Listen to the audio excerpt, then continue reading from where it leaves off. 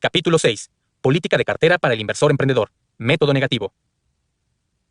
El inversor agresivo debería comenzar desde el mismo punto de partida que el inversor defensivo, es decir, con una distribución de sus fondos entre obligaciones de primera categoría y acciones ordinarias de primera categoría adquiridas a precios razonables. En este caso, Graham comete un desliz terminológico, después de insistir en el capítulo 1, en que la definición de inversor, emprendedor, no depende de la cantidad de riesgo que se quiera asumir, sino de la cantidad de trabajo que se esté dispuesto a realizar. Graham vuelve a caer en la noción convencional de que los inversores emprendedores son más agresivos. El resto del capítulo, no obstante, deja claro que Graham sigue considerando válida su definición original. Debe estar dispuesto a adentrarse en otros tipos de compromisos con valores, pero en todos los casos necesitará una argumentación bien razonada que justifique la incursión. La exposición de esta cuestión de manera ordenada entraña dificultades, porque no hay un único modelo ni un modelo ideal de organización de las operaciones agresivas. El campo de elección es amplio. La selección debería depender no solo de la competencia y la preparación del individuo, sino también, y de manera igualmente justificada, de sus intereses y preferencias. Las generalizaciones que más útiles pueden resultar al inversor emprendedor son de índole negativa: que se mantenga al margen de las acciones preferentes de primera categoría y las deje para las personas jurídicas, que también se mantenga alejado de las obligaciones y acciones preferentes de categoría inferior, salvo que puedan adquirirse a precio de oportunidad, lo que normalmente significa un precio que esté por lo menos el 30% bajo par en el caso de emisiones con elevados cupones, y a precios muy inferiores en el caso de emisiones con cupones menores. Los valores con cupón elevado son obligaciones empresariales que pagan tipos de interés superiores a la media, en los mercados actuales por lo menos el 8%, o acciones preferentes que abonan grandes rendimientos en forma de dividendo 10% o más. Que una empresa tenga que abonar tipos de interés elevados para poder tomar prestado dinero es una señal fundamental de que es una empresa de riesgo. Si desea más información sobre las obligaciones de alto rendimiento o bonos basura, véanse las páginas 167 a 169. Tendrá que dejar que sean otros los que compren emisiones de obligaciones de estados extranjeros, aunque el rendimiento sea atractivo. También tendrá que actuar con gran prevención ante todo tipo de nuevas emisiones, incluidas las obligaciones convertibles y las acciones preferentes convertibles que puedan parecer tentadoras, y las acciones ordinarias con excelentes ganancias limitadas al pasado reciente. En lo relativo a las inversiones en obligaciones ordinarias, el inversor agresivo haría bien si siguiese la pauta de actuación que se ha sugerido para su congénere defensivo, y limitase su elección a las emisiones sujetas a tributación de primer orden, de las cuales es posible en la actualidad elegir valores que rinden aproximadamente el 7.25%, y las obligaciones exentas de tributación de buena calidad, que pueden ofrecer unos rendimientos de hasta el 5.30% en el caso de instrumentos con vencimientos a más largo plazo. A principios de 2003, los rendimientos equivalentes son aproximadamente el 5.1% en las obligaciones empresariales de mejor categoría, y del 4.7% en las obligaciones municipales exentas de tributación a 20 años. Para actualizar estos rendimientos, véase www.bondsonline.com/asp/news/composites/html o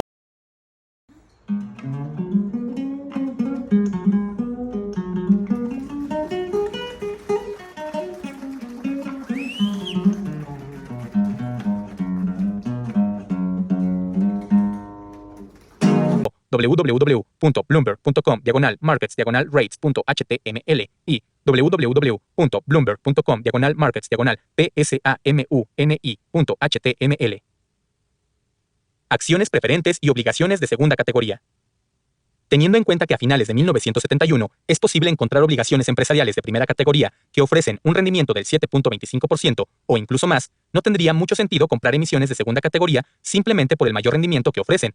De hecho, las sociedades con una posición de solvencia relativamente deficiente han descubierto que les ha resultado prácticamente imposible colocar obligaciones simples, es decir, no convertibles, entre el público en los 2 últimos años. Por lo tanto, su financiación con recursos ajenos ha tenido que realizarse a través de la emisión de obligaciones convertibles, o lo que es lo mismo, obligaciones unidas a un warrant, que están en una categoría diferente. Se desprende que prácticamente todas las obligaciones no convertibles de categoría inferior corresponden a emisiones más antiguas que se están vendiendo con un gran descuento. Por lo tanto, ofrecen la posibilidad de disfrutar de una sustancial ganancia en valor del principal, si se dan condiciones favorables en el futuro. Para lo que sería necesario que se combinasen la mejora de la calificación de solvencia de la sociedad, por una parte, y una reducción de los tipos de interés generales, por otra parte.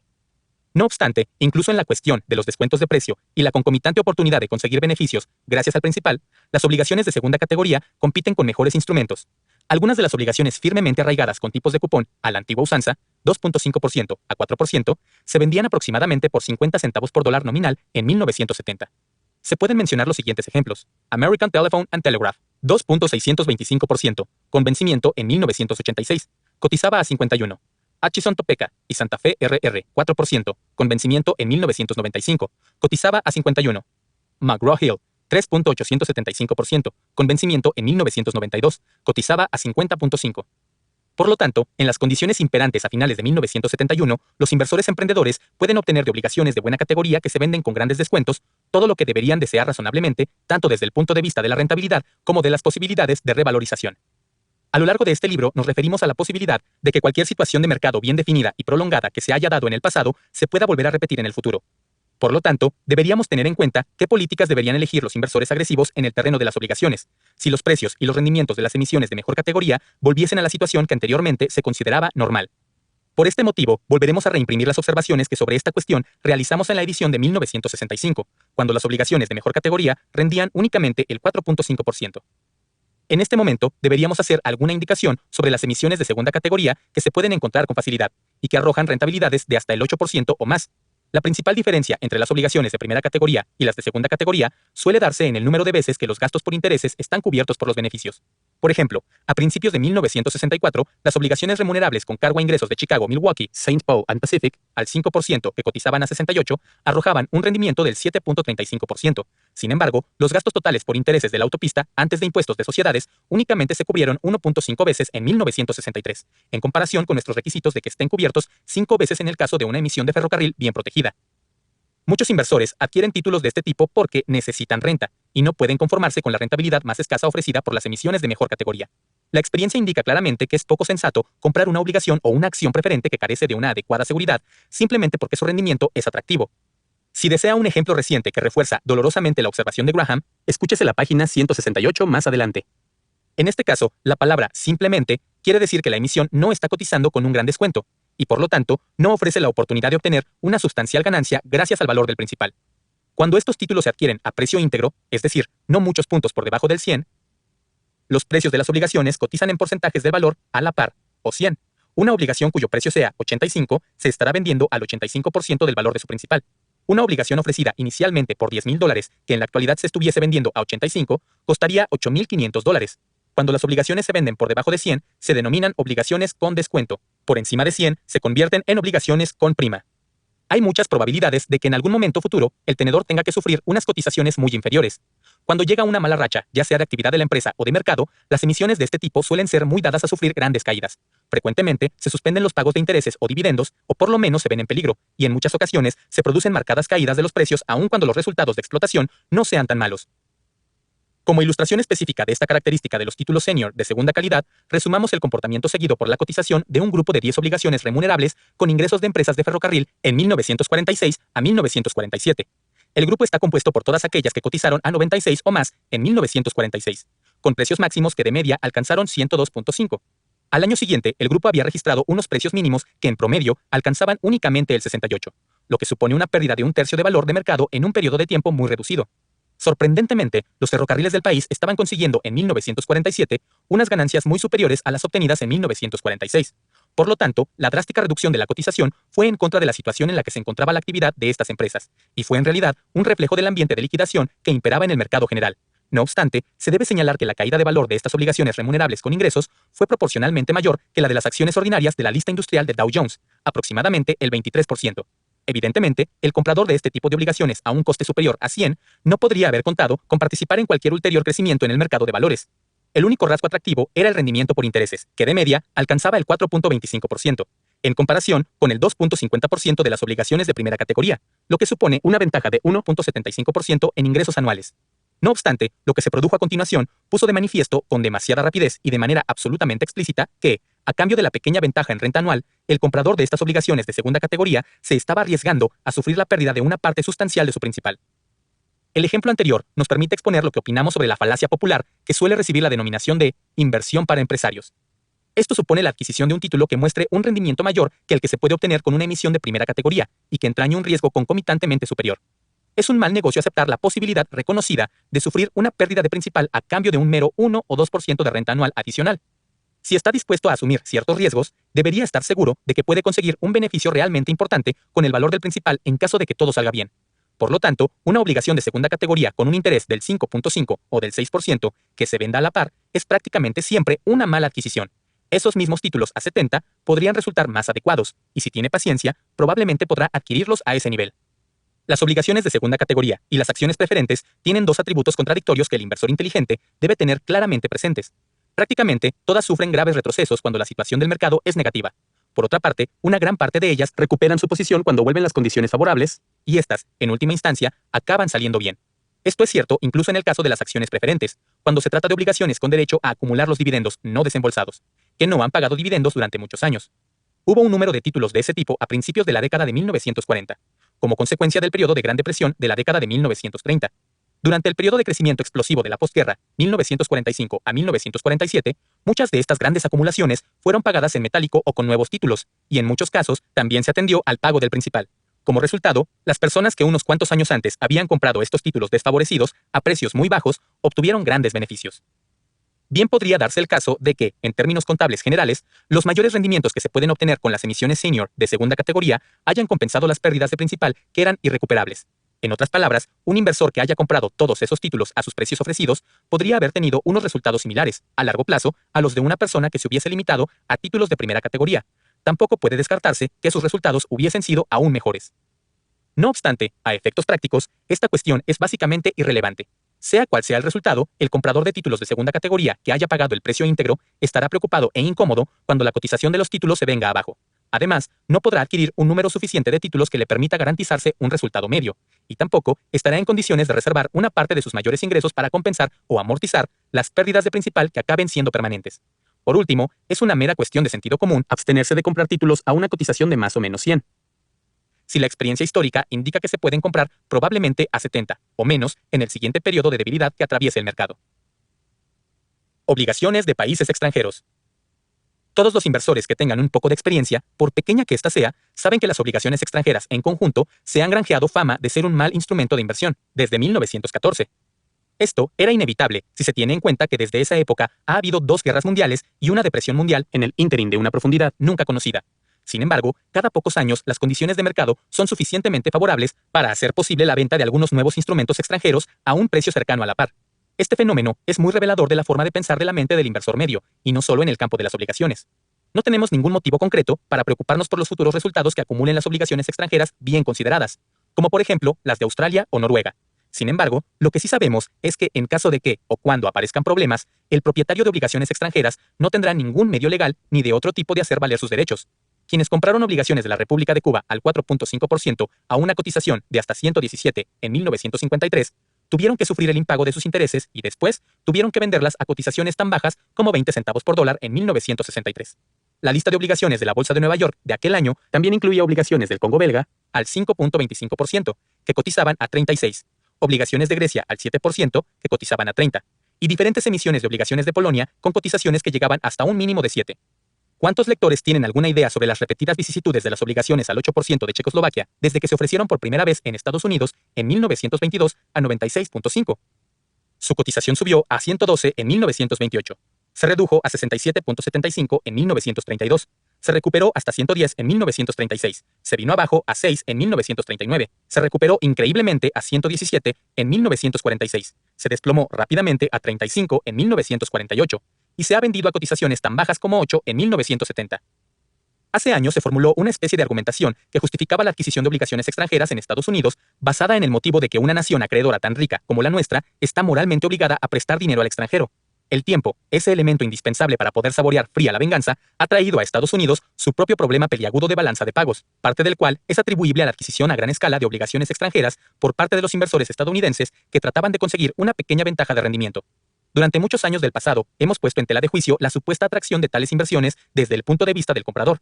Tal vez deberíamos añadir en la actualidad que este último no solo se haría un favor a sí mismo, sino también a su país, si dejase pasar estas oportunidades. Las salidas a bolsa en general. Podría parecer desaconsejable tratar de formular cualquier tipo de afirmación general sobre las salidas a bolsa en conjunto, puesto que cubren la más amplia gama posible de calidad y de atracción. Ciertamente, habrá excepciones a cualquier regla que pueda sugerirse.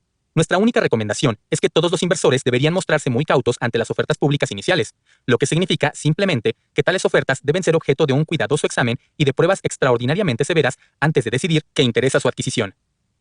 Hay 2 motivos para esta doble precaución. El primero es que las ofertas públicas iniciales cuentan con el respaldo de especiales dotes de venta por parte del vendedor y exigen, por lo tanto, un especial nivel de resistencia a la compra. Las nuevas emisiones de acciones ordinarias, ofertas públicas iniciales, suelen venderse con descuento de suscripción, una comisión incluida, del 7%.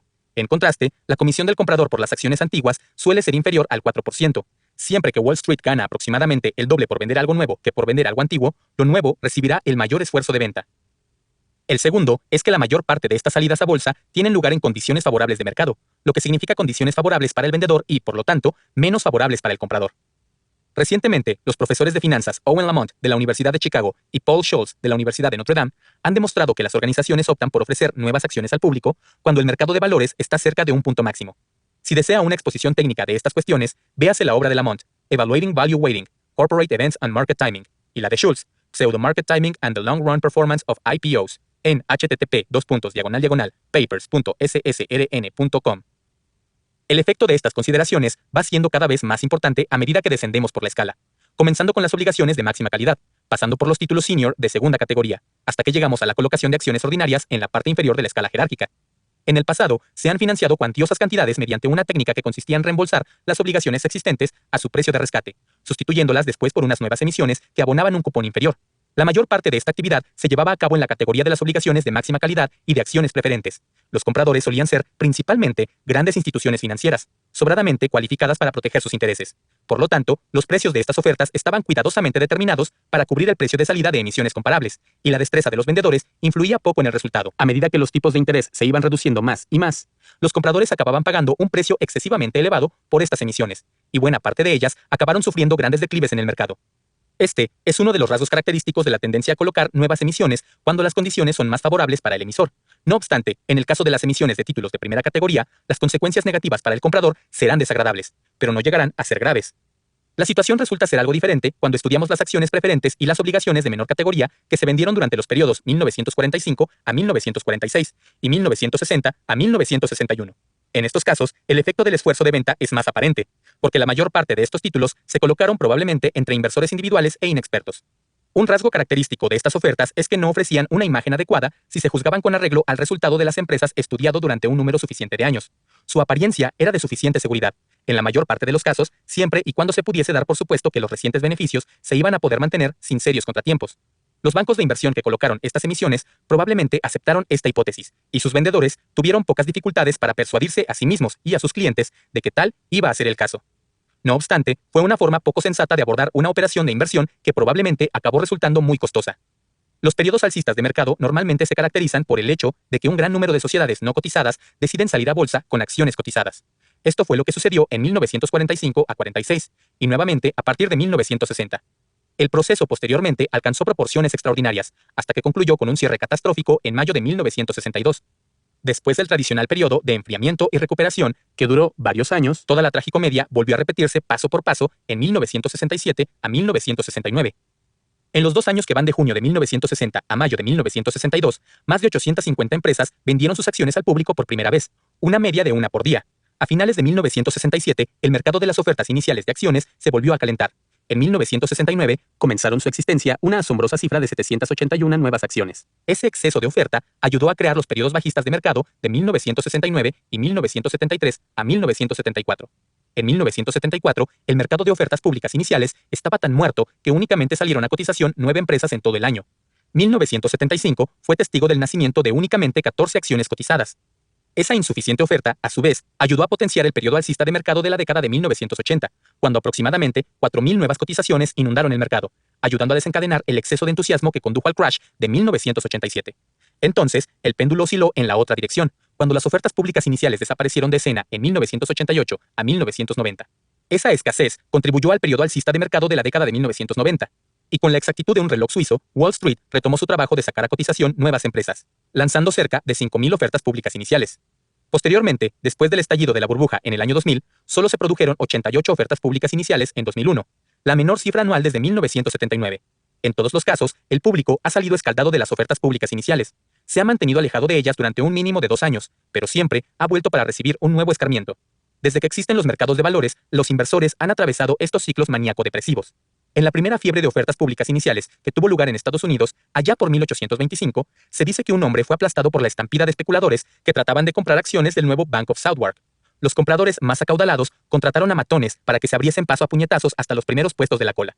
Por supuesto, para 1829, las acciones habían perdido aproximadamente el 25% de su valor. Nuevas ofertas de acciones ordinarias. A continuación, se reproducen unos cuantos párrafos sin ninguna modificación, tomados de la edición de 1959 con unos comentarios añadidos. La financiación mediante acciones ordinarias adopta dos formas diferentes. En el caso de sociedades que ya están admitidas a cotización, se ofrecen acciones adicionales en un número proporcional a sus carteras, a los accionistas existentes. El precio de suscripción se establece por debajo del actual precio de mercado, y los derechos para suscribir acciones tienen un valor monetario inicial.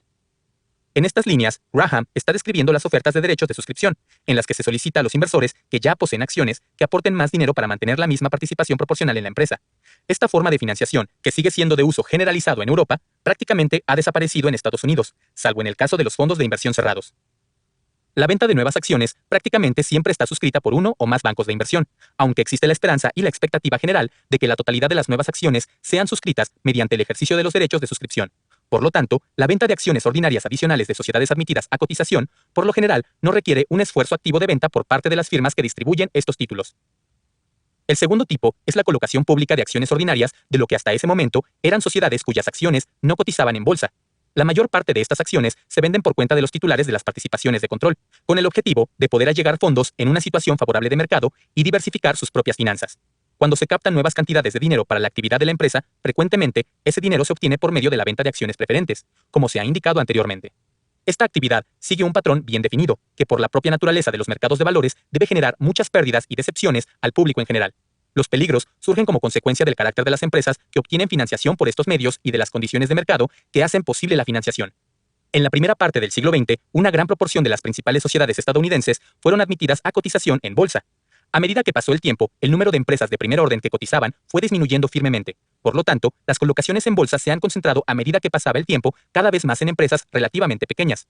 Por una desgraciada correlación, durante ese mismo periodo, el público interesado en comprar acciones ha ido adquiriendo una arraigada preferencia por empresas importantes y, simultáneamente, ha adquirido prejuicios contra las empresas pequeñas. Este prejuicio, como muchos otros, tiende a debilitarse a medida que se asientan las tendencias alcistas en el mercado. Los grandes y rápidos beneficios obtenidos por el conjunto de acciones ordinarias son suficientes para atenuar la facultad crítica del público, a la vez que potencian su instinto comprador. Durante estos periodos, además, no suele resultar difícil identificar una serie de empresas cotizadas que disfrutan de excelentes resultados, aunque buena parte de estas empresas no tendrían un historial tan impresionante si los resultados que se analizan se remontasen, por ejemplo, a 10 años o más. Cuando estos factores se combinan, surgen las siguientes consecuencias. En algún momento, en medio de un periodo alcista de mercado, aparecen las primeras colocaciones iniciales en bolsa. Sus precios se establecen en niveles relativamente atractivos y los compradores de estas primeras colocaciones obtienen beneficios considerables.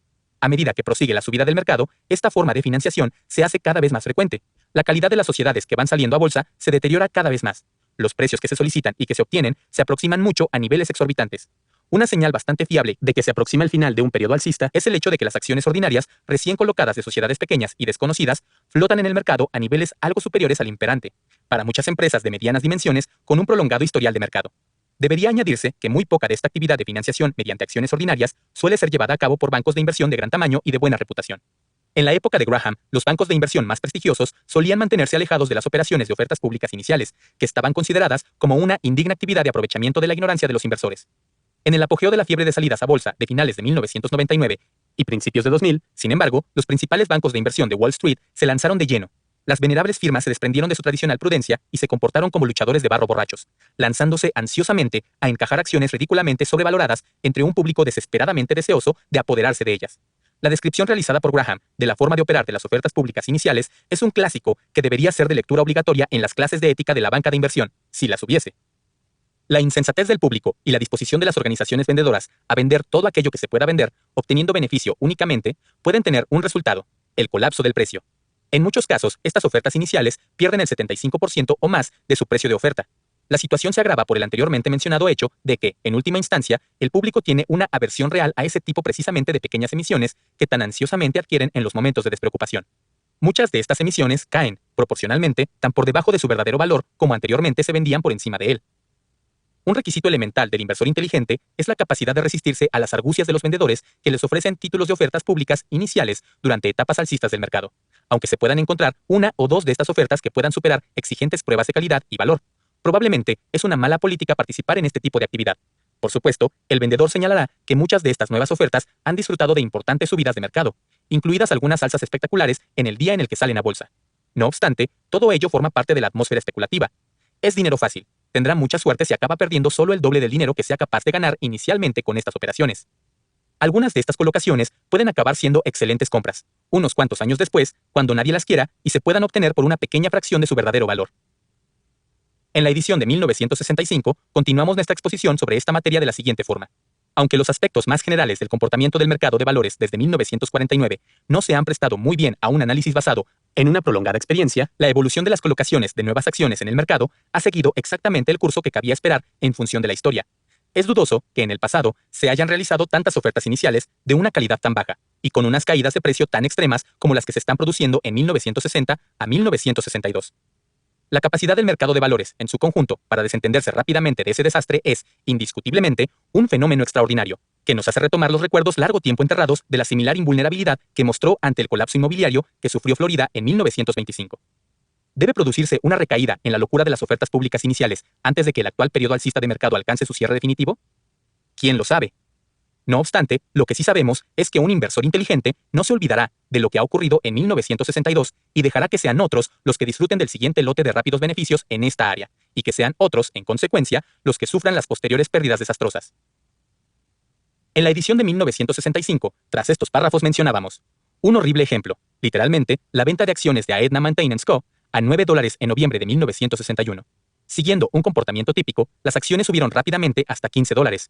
Al año siguiente, cayeron a 2.375 y en 1964 a 0.875. La historia posterior de esta empresa entra dentro de lo extraordinario e ilustra alguna de las extrañas metamorfosis que han tenido lugar en el mundo de las empresas, grandes y pequeñas, de Estados Unidos en los últimos años. El lector curioso encontrará la historia antigua y moderna de esta empresa en el apéndice 5, en su PDF.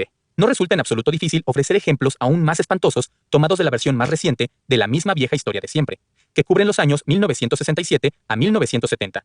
Nada más adecuado para nuestros objetivos que exponer el caso de AAA Enterprises, que resultaba ser la primera sociedad que aparecía recogida en la Stock Guide de Standard & Poor's. Las acciones se vendieron al público a $14 en 1968, subieron rápidamente a 28, pero a principios de 1971 cotizaban a unos abismales 25 centavos. Incluso esa cotización representa una brutal sobrevaloración de la empresa, puesto que acababa de iniciar un proceso de quiebra en una situación lamentable. Hay tanto que aprender y hay tantas advertencias que deben ser tenidas en cuenta en la historia de esta colocación que le hemos reservado un tratamiento detallado posteriormente en el capítulo 17. Hola, buen día. Primero que nada, gracias por estar viendo este video, por tu tiempo, esta video presentación. Mi nombre es Isaac Vadillo, asesor financiero con 10 años de carrera bancaria. Actualmente me especializo en el área de divisas, tipo de cambio, ofreciendo lo que son estrategias, herramientas y servicios para optimizar esos ejercicios, esas operaciones. ¿Cómo? Con posturas, órdenes en mercado, un sistema que se queda trabajando 5 días de la semana, los 24 horas que el mercado está activo. Análisis técnico, básicamente la verificación de gráfico para sacar tendencias, soportes y resistencias, ver probabilidades y pronósticos. Y administración de riesgos para administrar lo que es a un lapso de tiempo, proteger la tesorería de la empresa por la volatilidad de precios. Mi nombre es Isaac Vadillo, gracias por mirar este video. Saludos.